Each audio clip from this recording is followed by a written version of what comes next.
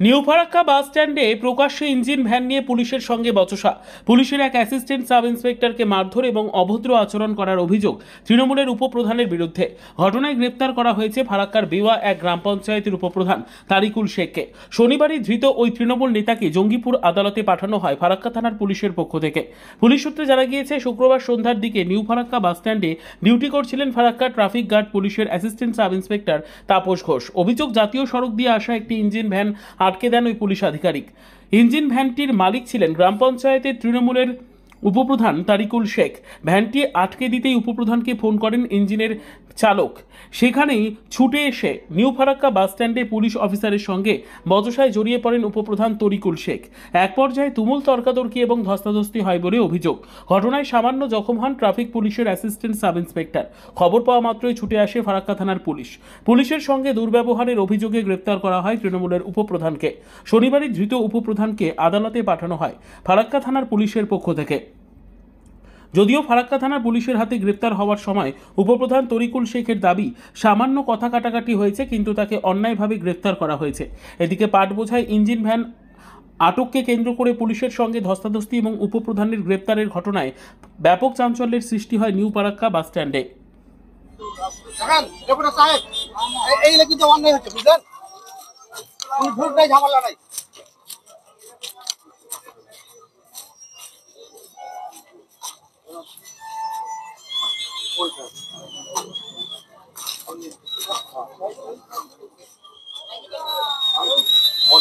দেখেন স্যার, এরকম কিছু হয়। দেখো, আমি এসে বললাম যে আমার ভ্যানটা কেন আটকানো হলো, মানে আমার ড্রাইভারকে গালিগুলোজ করি, তো আপনি এইভাবে গালিগুলোজ করতে পারেন না, এই কথাটাই বলেছি আমি।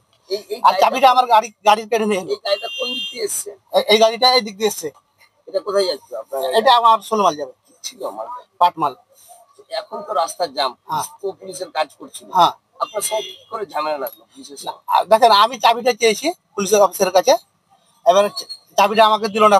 আমার ড্রাইভারকে আমি বললাম কি আমার ড্রাইভারকে আপনি গালিগুলোজ কেন করছেন, মাল তো অনেক ভ্যান যাচ্ছে। আপনি কি হ্যাঁ। জানেন আপনি কোন পঞ্চায়েতের উপপ্রধান? আমি বেওয়ানের কি নাম আপনার? তারিকুল শেখ। কি কোন পার্টি তৃণমূল? আমাদের ভোটটা তৃণমূলেরই।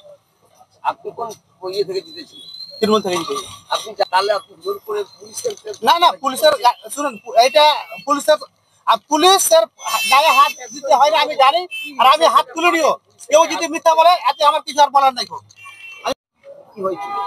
রোডে 3 চাক্কা অটো টোটো এগুলা চলতে দেওয়া যাবে না, এটা আইনের একটা কথা আছে।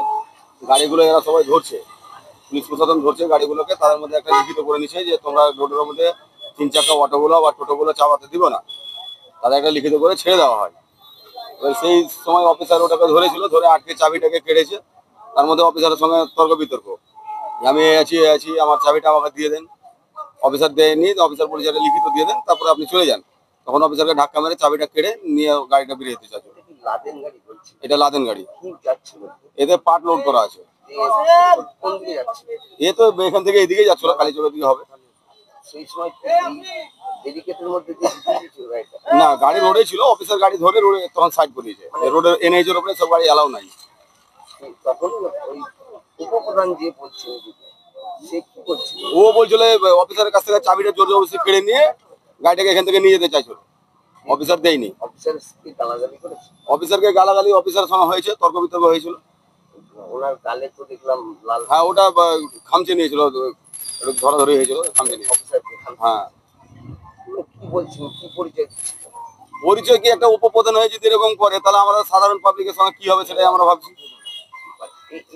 এটা সাধারণ মানুষকে কি বার্তা দিলেন একজন প্রশাসনিকের? এটা বলার আর ভাষা নাই। একটা উপপ্রধান হয়ে যদি এরকম করে, তাহলে আমরা সাধারণ মানুষ কি করবো, এটা বলার আর ভাষা নাই। জায়গাটার নাম? এটা নিউ ফারাক্কা বাস স্ট্যান্ড। আপনার নাম? আমার নাম মনিরুল শেখ। আপনার তখন ছিলেন? হ্যাঁ, আমরা এখানে সব আরো সাধারণ পাবলিক ছিল, সব গাড়ি।